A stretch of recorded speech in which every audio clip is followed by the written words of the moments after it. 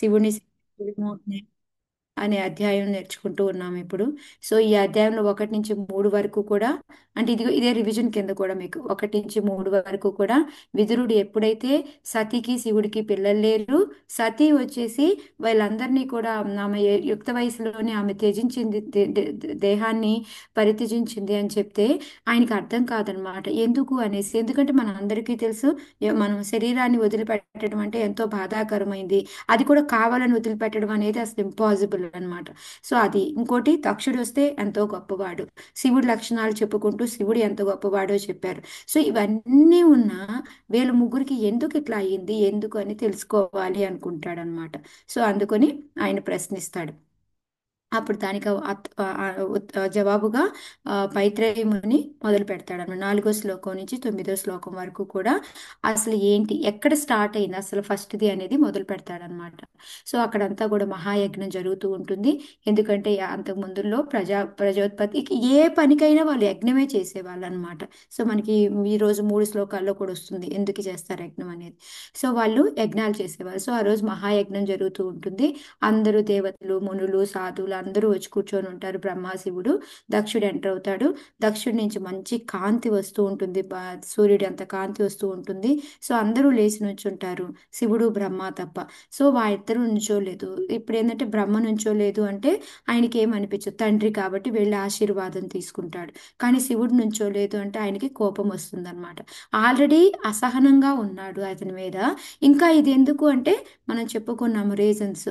అతనికి ఏంటంటే అహంకారం ఉండడము, అసూయ ఉండడము, ఇంకోటి వచ్చేసి ఆ ఫాల్స్, ఇంకోటి ఏంటి చెప్పుకున్నాం మనం, యా, అతనికి జలస్ అన్నమాట. సో వీటన్నిటి వలన ఏమవుతుంది అంటే ఆ తనకి ఈ ఏమంటారు, నాకన్నా ఎందుకు అతనికి ఎక్కువ రెస్పెక్ట్ ఇస్తున్నారు, నా ఏం అంత, ఇంకా చూస్తే ఏంటంటే దేంట్లో కూడా నాకన్నా గొప్ప కాదు, ఇంకా నాకు అల్లుడు నుంచోలేదు అనేసి ఆ ఎప్పటి నుంచో ఉన్న అసహనాన్ని కాస్త దాన్ని ఎక్కువైపోయి ఆ రోజు బరెస్ట్ అయిపోతాడు అనమాట. కానీ దానికి ముందు ఏం చెప్తాడు, సాధువులారా అందరూ కూడా వినండి, ఒక యుక్త పురుషుడికి ఏమన్నా ఒక సాధు పురుషుడికి ఉండాల్సిన లక్షణాలు ఏంటో నేను అసూయతో లేను, అజ్ఞానంతో లేను, అయినా కూడా నేను మీకు చెప్తున్నాను అని చెప్పేసి చెప్తాడనమాట. సో ఎప్పుడైతే వాళ్ళకి ఆ అలా చెప్పడం మొదలుపెట్టి, శివుణ్ణి మామూలుగా కాదనమాట, అతన్ని సిగ్గులేనివాడు అనేసి, ఇది అనేసి ఇన్ని రాసుకుంటాడు, బూడిదలు ఇవన్నీ రాసుకుంటాడు, అసలు ఒక విలువ లేదు, అలాంటి అతనికి అసలు నా కూతురు తగిందే కాదు, అయినా సరే నా కూతుర్ని ఇచ్చాను, అది ఎందుకు అంటే ఈ బ్రహ్మ పరమేష్టి అని బ్రహ్మ చెప్పడం మూలంగా ఇచ్చాను అనేసి, అంటే అతనికి ఉన్న కోపముతోటి ఏమి మాట్లాడుతున్నా కూడా తెలియకుండా మనకి శివుణ్ణి దూషిస్తూ మాట్లాడతాడనమాట. అయితే మనకి ఇక్కడ ఆచార్యులు మనకేం చెప్తున్నారు అంటే, మనం ఇలా వైష్ణవులు ఎవరైనా దూషిస్తూ ఉంటే మనం వినకూడదు.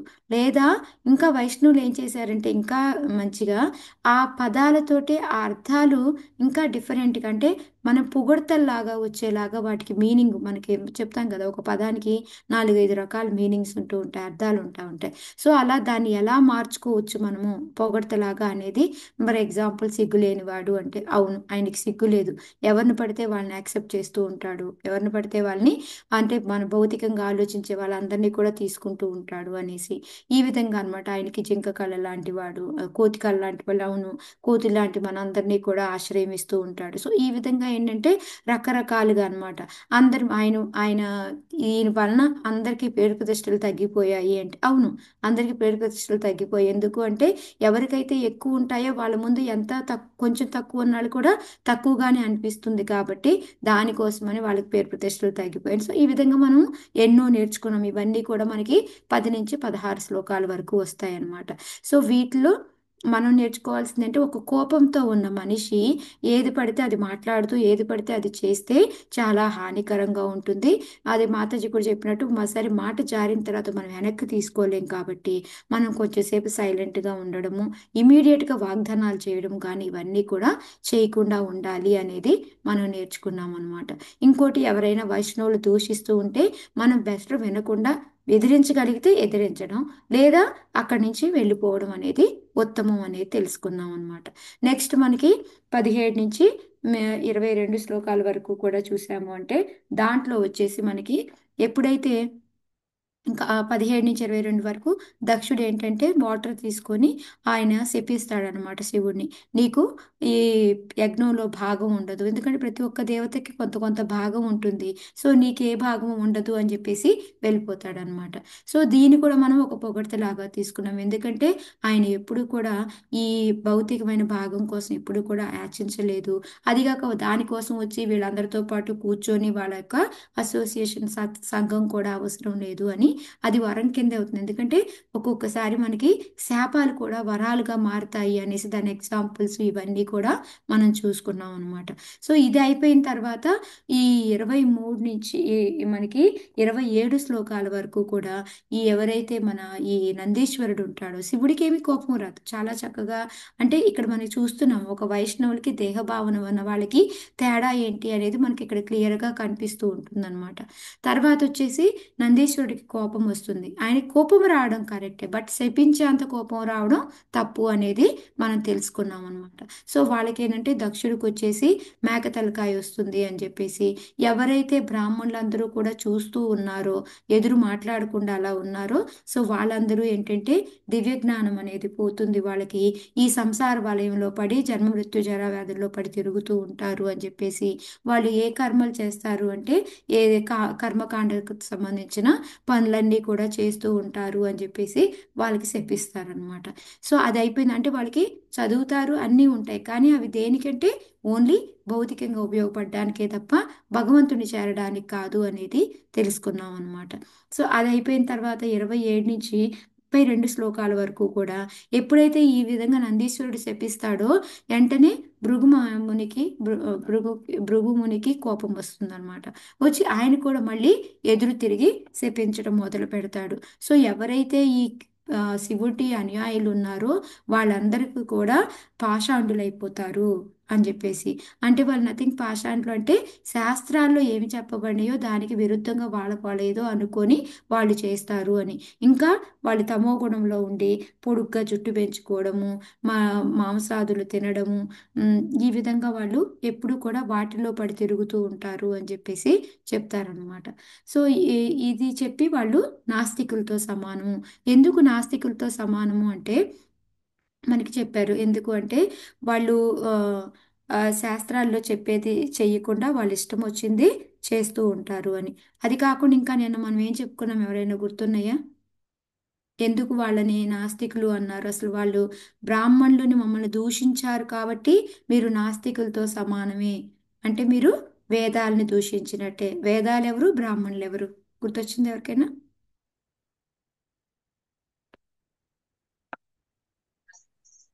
మాతాజీ కరెక్ట్. చెప్పండి మాకు. వేదాలంటే మాతాజీ ధర్మం, ధర్మం అంటే సాక్షాత్ భగవంతుడు అని చెప్తున్నాం. అయితే వేదాలు భగవంతుడి గురించే చెప్తాయి. అంటే ఉమ్, భగవంతుడి గురించి తాను చెప్తే గానీ ఎవరమో భగవంతుని గురించి పూర్తిగా తెలుసుకోలేము కాబట్టి ఉమ్. తానే వేదాలలో ధర్మం, అర్థం, కామం, మోక్షం ద్వారా దాన్ని తెలిపాడు. వీటిని ఆచరిస్తే మనం భగవంతుడి దగ్గరికే వెళ్తామనేది అందులో చెప్పారు.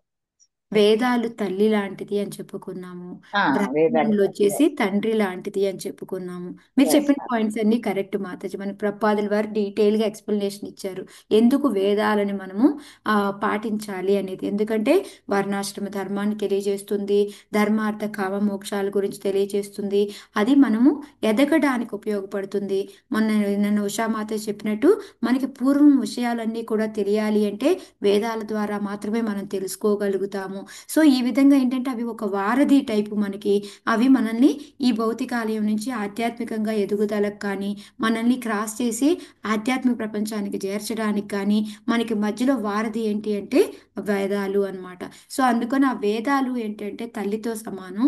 ఈ తండ్రి ఎవరు అంటే మనకి ఆ బ్రాహ్మణులు అనమాట. ఎందుకంటే వాళ్ళకి ఆ వేదాల గురించి తెలుసు అనమాట. సో బ్రహ్మ అంటే ఏంటి అంటే ఒక్కొక్కసారి వేదాలని కూడా వస్తాయని మన 4th చాప్టర్లో 23 శ్లోకాలు భగవద్గీతలో కూడా వస్తుంది మనకి.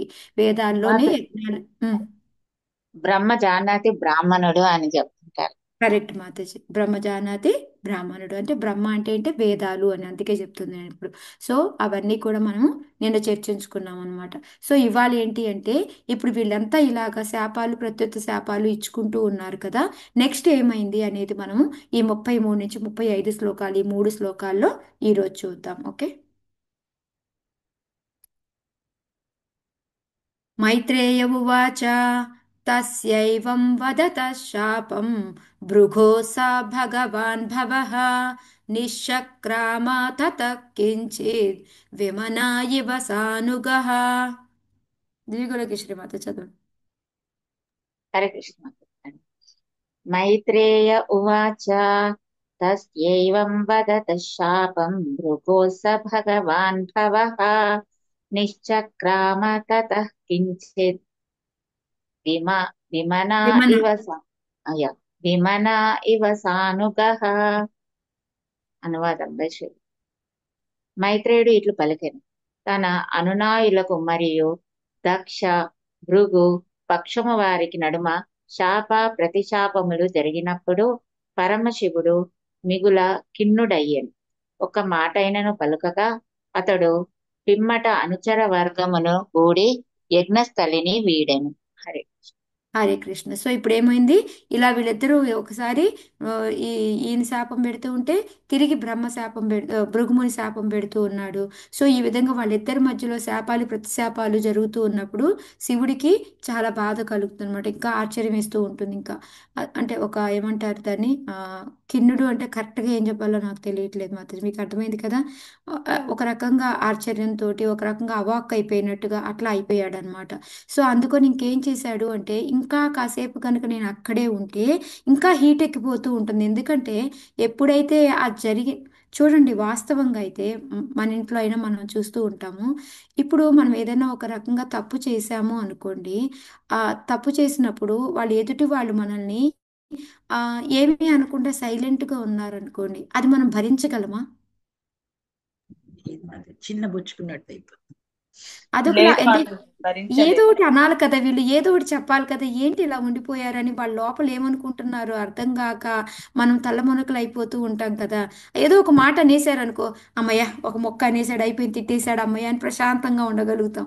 ఏమీ అనకపోతేనే లోపల ఏంటి ఏమనుకుంటున్నారు అని మన ఆలోచనలు ఎక్కువైపోతూ ఉంటాయి. సో అలాగే ఏంటంటే ఇక్కడ నందీశ్వరుడు ఆ శివుని చూస్తూ ఏమీ మాట్లాడట్లేదు, గురువుకేమో ఏమి బాధ కలుగుతుందో లోపల ఏంటో తెలియక ఆయనమేమో శపిస్తా ఉన్నాడు, ఇది ఇది అయిపోతూ ఉంటే ఇవి చూసేటప్పటికి ఇంకా ఇది ఇంకా నేను ఇక్కడే ఉంటే కనుక ఇంకా ఎక్కువైపోతుంది, హాట్గా అయిపోతుంది అని చెప్పేసి ఇంకా ఆయన అక్కడి నుంచి లేచి వెళ్ళిపోతాడు అనమాట.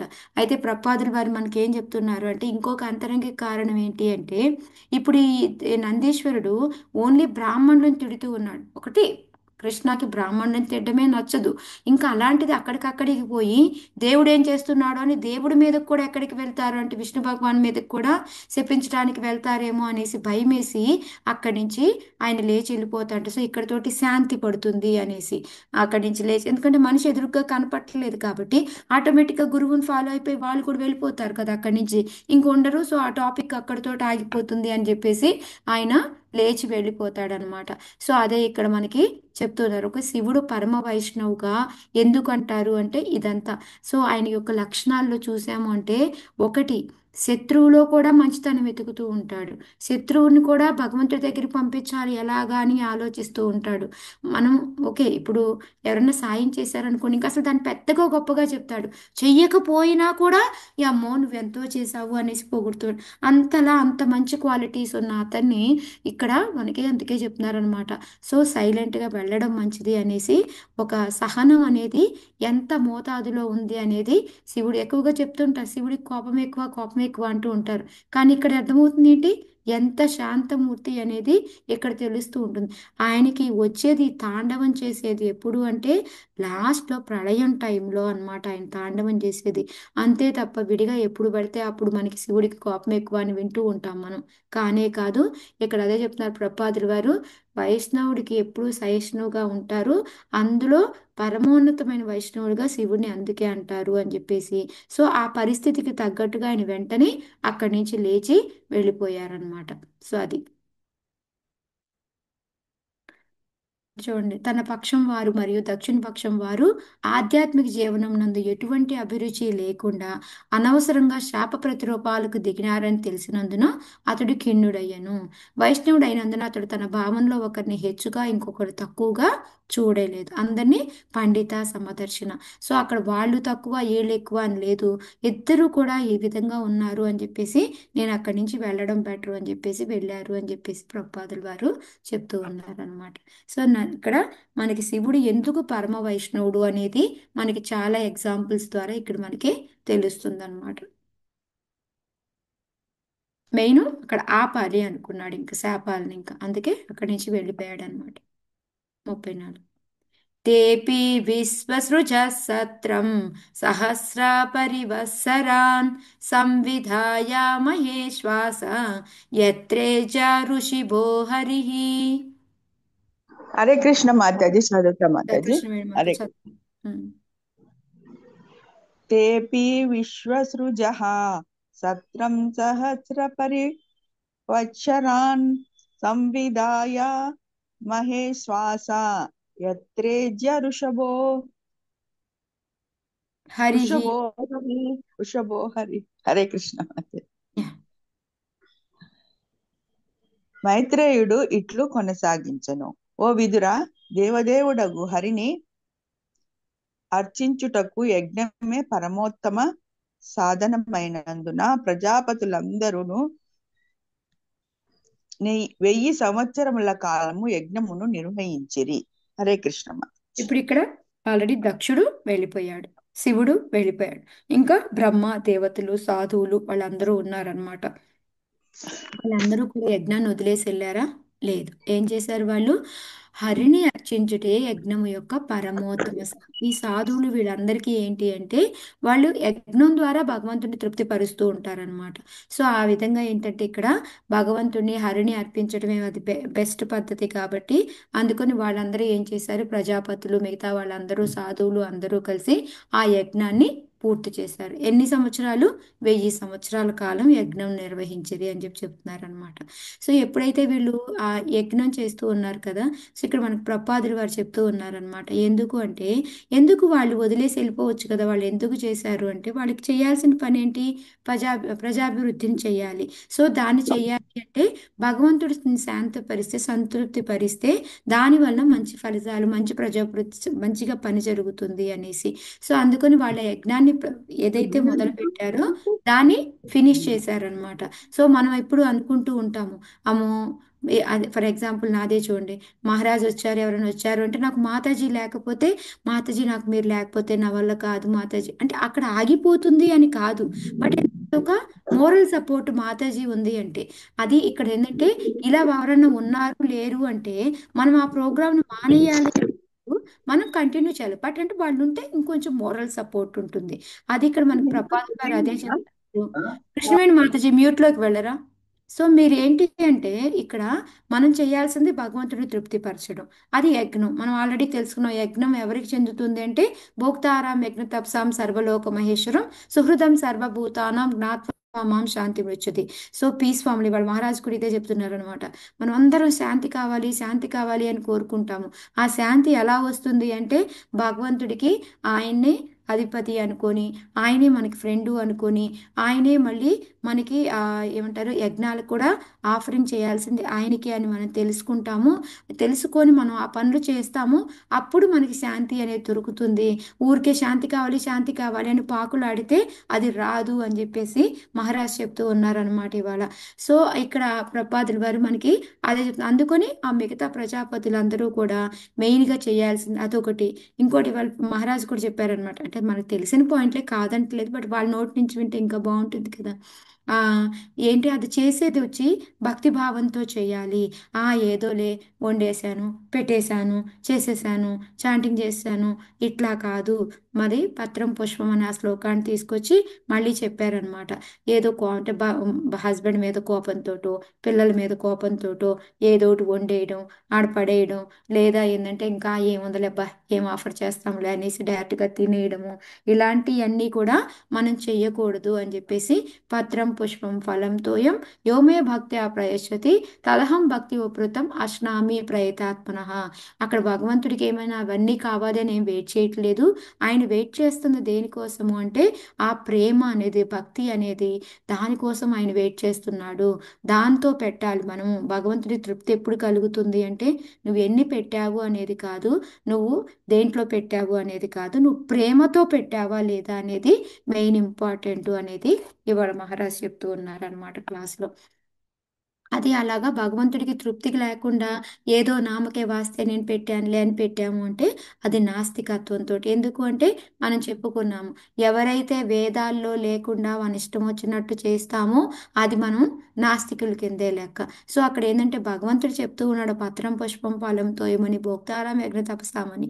అలా కాదు, ఇది నా కోసమే నాదే అనుకొని మన ఇష్టం వచ్చినట్టు మనం చేసుకుంటే అది నాస్తికత్వమే అవుతుంది అని చెప్పేసి ఇక్కడ మనకి ప్రపాదులు వారు చెప్తున్నారు అనమాట. మన స్వీయ తృప్తి కోసం కాకుండా మనము భగవంతుడి తృప్తి కోసమే మనం పని చేయాలి. అది కాక ఒకళ్ళ కోసం ఎవరి కోసం కూడా మనము ఈ భగవంతుడి కార్యాన్ని అనేది ఆపడం చెయ్యకూడదు అనేది ఇక్కడ మనం నేర్చుకోవాల్సిన మెయిన్ విషయం అనమాట. ఓకే, సో వాళ్ళు ఆ దేవతల కాలంలాగా 1000 సంవత్సరాల పాటు దాన్ని నిర్వహించారనమాట. ఆప్లుత్యావభృతం యత్ర గంగా యమునయాన్వితా విరేజేనాత్ సరి విరజేనాత్మనా సర్వే స్వం స్వం ధామాయుయుస్తతః. హరే కృష్ణ మాతాజీ. కొత్త వాళ్ళ రాజకీయ తిరుపతి మాత చదవండి. ఓకే, నేను పాత మాతాజీ. హరే కృష్ణ. ఆప్లుత్యవాభృతం యత్ర గంగా యమునాయాన్వితా విరజేనాత్మనా సర్వే స్వం స్వం ధామయుయుత్సతః. కొంచెం పైకనండి మాతాజీ. Thank you. ఓ ధనుర్బాణధారివగు విదురా, యజ్ఞమున పాల్గొనిన దేవతలందరూ ఆ యజ్ఞము పూర్తయిన పిమ్మట గంగా యమున సంగమ ప్రాంతమున స్నానమాడిరి. అట్టి స్నానము అవభృత స్నానమని పిలువబడును. ఆ విధముగా కరణులైన పిమ్మట వారు తమ తమ స్థానములకు వెడలిరి. Hare Krishna. Thank you Mataji. Hare Krishna. So ఇక్కడ ఏంటి, ఎప్పుడైతే వీళ్ళందరూ కూడా 1000 సంవత్సరాలు యజ్ఞం చేస్తారో ఆ తర్వాత ఎప్పుడు ఏంటంటే ఒక యజ్ఞం చేసే విధుల్లో ఏంటంటే ఇది అవభృత స్నానం అనేది ఉంటుందన్నమాట. అంటే లాస్ట్లో వాళ్ళు అర్పణ అంతా చేసిన తర్వాత మన యజ్ఞంలో ఏమైనా తప్పులు చేశామా, ఏమైనా ఉంటే వాటన్నిటినీ కూడా తొలగించుకోవడానికి ఏంటంటే వీళ్ళందరూ కూడా మనం ఎలా అయితే పుష్కరాలకి వెళ్ళి మనం స్నానాలు చేస్తామో చూడండి సంగమాల దగ్గర, సేమ్ అదే విధంగా ఏంటంటే వీళ్ళందరూ కూడా ఒక ఏంటి ఈ నృత్య ఏమంటారు బ్యాండ్ మేళము వీటన్నిటితోటి వెళ్ళి మంత్రాలు చదువుతూ వాళ్ళందరూ కలిసి సంగమం దగ్గర స్నానం చేస్తారనమాట. ఎక్కడ కూడా ఆ సంగమం దగ్గరే చేస్తారు వాళ్ళు, ఏ ప్రదేశాల్లో అవుతున్నా కూడా. మనకి ఈ అశ్వమేధ యజ్ఞం కానీ రాజసూయ యజ్ఞం కానీ ఇలాంటి ఏ యజ్ఞాలు చేసినా కూడా లాస్ట్ అంటే ఆ విధుల్లో లాస్ట్ ఏంటి అంటే ఈ అవభృత స్నానం అనమాట. సో దాంతో కంప్లీట్గా ఫినిష్ అయినట్టు అనమాట ఈ యజ్ఞం అనేది.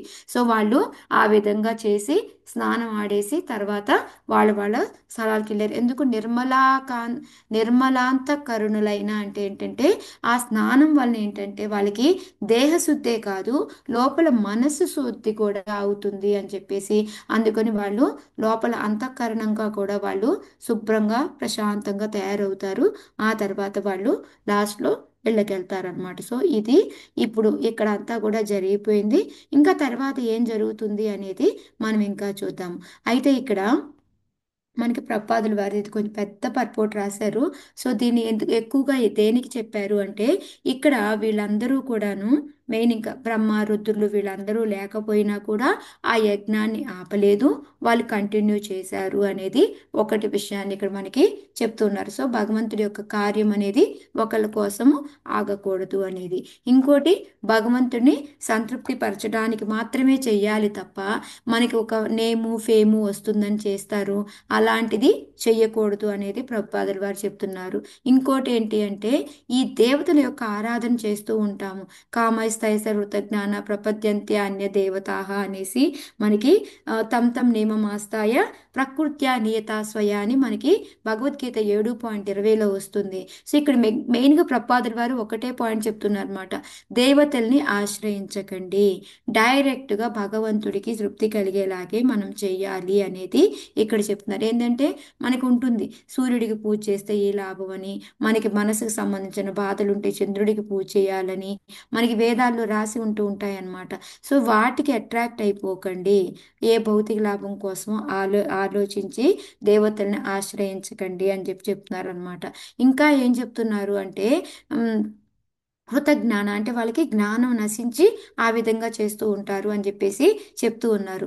ఇంకోటి ఏంటి ప్రపాదులు మనకి భగవద్గీతలోనే భగవంతుడే చెప్తూ ఉన్నాడు. మళ్ళీ 9th చాప్టర్లో మనకి శ్లోక వస్తుందన్నమాట, అవిధిపూర్వకం.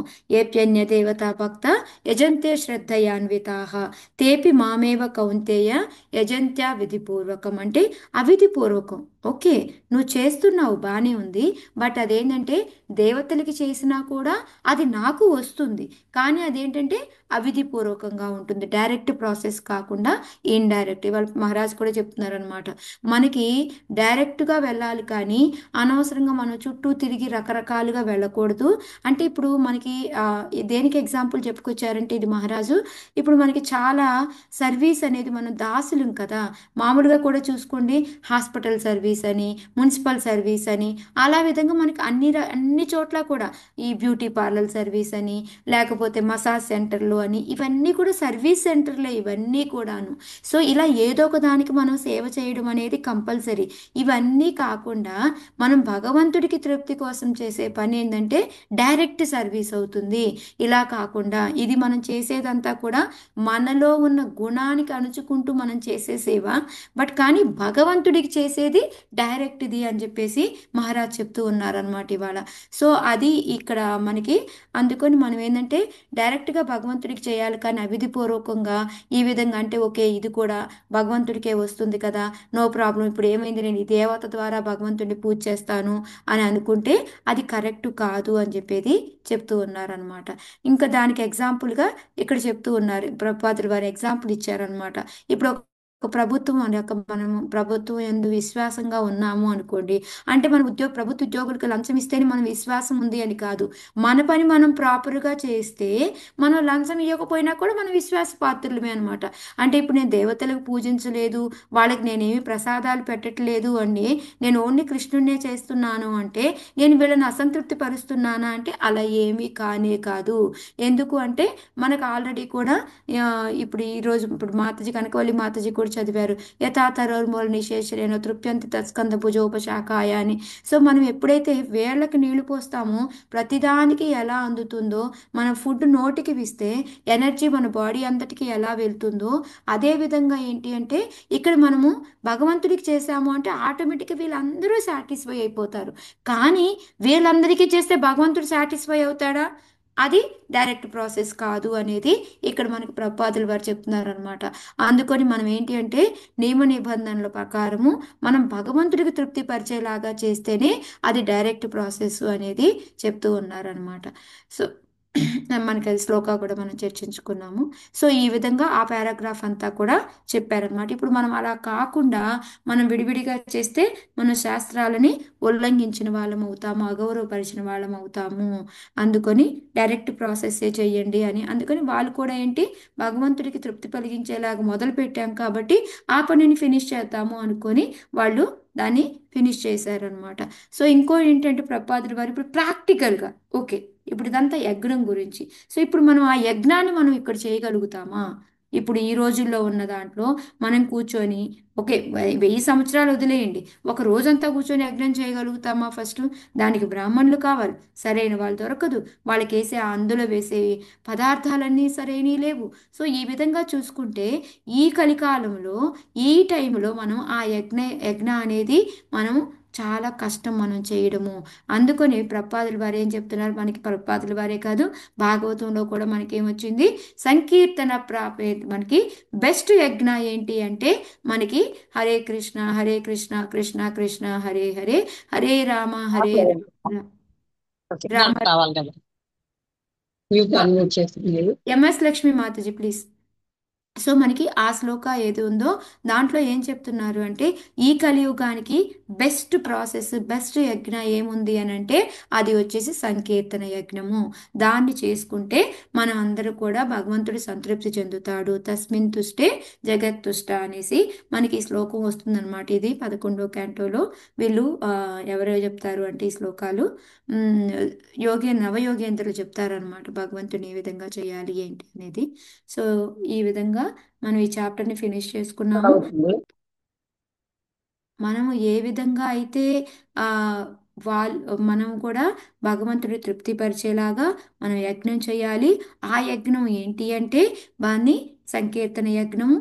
దాన్ని కూడా మనం ప్రశాంతంగా మనకి ఏదో చిరాకుతోటి అలా కాకుండా చేయాలి.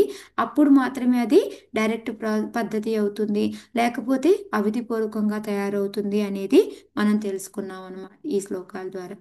హరే కృష్ణ. సో ఇక్కడతోటి ఈ చాప్టర్ అయిపోయింది. ఎవరికైనా ఏమైనా సందేహాలు ఉన్నాయా? నాకు 2 షేర్ చేసుకునే తల్లి. అయ్యో హరే మాతాజీ మీరు మరి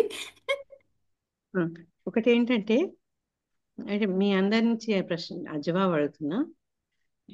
అక్కడ భృగు మహర్షి శపించడం ఎంత మటుకు సబబు ఎవరైనా చెప్తారా? ఎంత మటుకు సబబు కరెక్ట్? కాదేమో మాతాజీ, ఎందుకంటే మాతాజీ నా క్వశ్చన్ నందీశ్వరుడు మీరు అడిగిస్తున్నారు మాతాజీ నా డౌట్లు. నాకు నీ మనసు ఎప్పుడు తెలుసు కదా రాజు. కనకవల్లి మాతాజీ సబబు కాదు ఏమో అని అన్నారు. ఎందుకు ఎందుకంటే అతను ఒక ముని కదా. ఇప్పుడు నందీశ్వరుడు అంటే భక్తుడు గాని మునిలా కాదు కదా. అతను తన ఏంటంటారు ఏంటంటారు నందీశ్వరుడు శివుడు భక్తుడు కదా. అంటే నా యజమానికి అవమానం జరిగిందనే కోపంలో అతను శపించాడు, అంటే విచక్షణ జ్ఞానం కోల్పోయి. కానీ భృగు మహర్షి అంత ముని అయ్యుండి మరి వాళ్ళతోటి వాళ్ళే కదా మాతాజీ, వాళ్ళతోటి వాళ్ళందరినీ శపిస్తూ ఉంటే ఆయనకి మరి ఎందుకు? మరి అతనికి అప్పుడు నందీశ్వరుడికి భృగు మహర్షికి తేడా ఏముంది? అప్పుడు అతను శపించాడని నేను శపించానంటే యా కరెక్ట్. అంటే మిగతా వాళ్ళలాగా ఆయన కూడా తన ఆవేశాన్ని అదుపులో పెట్టుకో అన్నమాట. ఇంకోటి ఏంటంటే, అసలు ఒక ఋషి గాని ఒక బ్రాహ్మణుడు గాని శాపం అంటూ పెడితే వాళ్ళు అన్ని రోజులు చేసే సాధన వేస్ట్ అవుతుంది. ఆ ఆగ్రహంలో అది మర్చిపోయాడు ఆయన. విశ్వామిత్ర వారు శాపాలు పెట్టడం మళ్ళీ వెళ్ళి మళ్ళీ ఆయన తపస్సు చేసుకునేవారు. ఆ తపోనిష్టంతా పోయేది, ఆ శక్తి పోతుంది. కాబట్టి అటువంటి స్థాయిలో ఉన్న వాళ్ళు ఆగ్రహాన్ని కంట్రోల్లో పెట్టుకొని 10 మందిని సక్రమమైన మార్గాలు పెట్టాల్సిన వాడు ఆయనే ఆవేశంలో ఆ విచక్షణ కోల్పోయారనమాట. అందుకని మిగతా వాళ్ళందరూ నేను నందిని కూడా అడగట్లేదు, భృగు మహర్షిని అంటున్నా. ఆయన ఎందుకంటే భృగు మహర్షి పోయి బ్రహ్మ విష్ణు శివులకు కూడా శాపాలు పెడతారు కదా ఆయనే.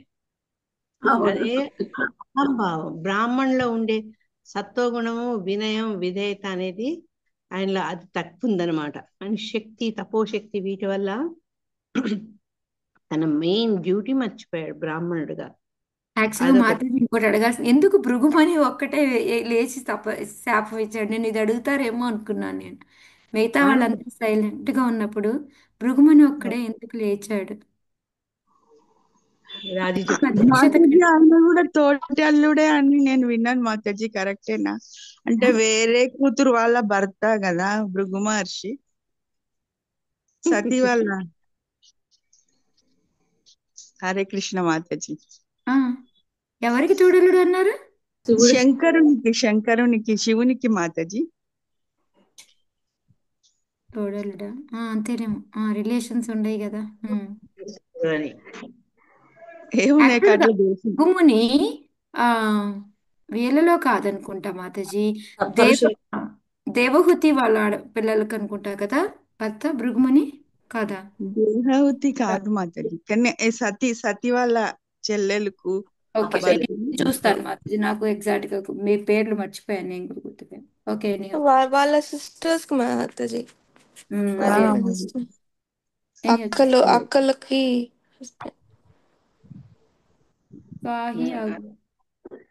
భృగు మహర్షి అంతకు ముందు కూడా ఆయన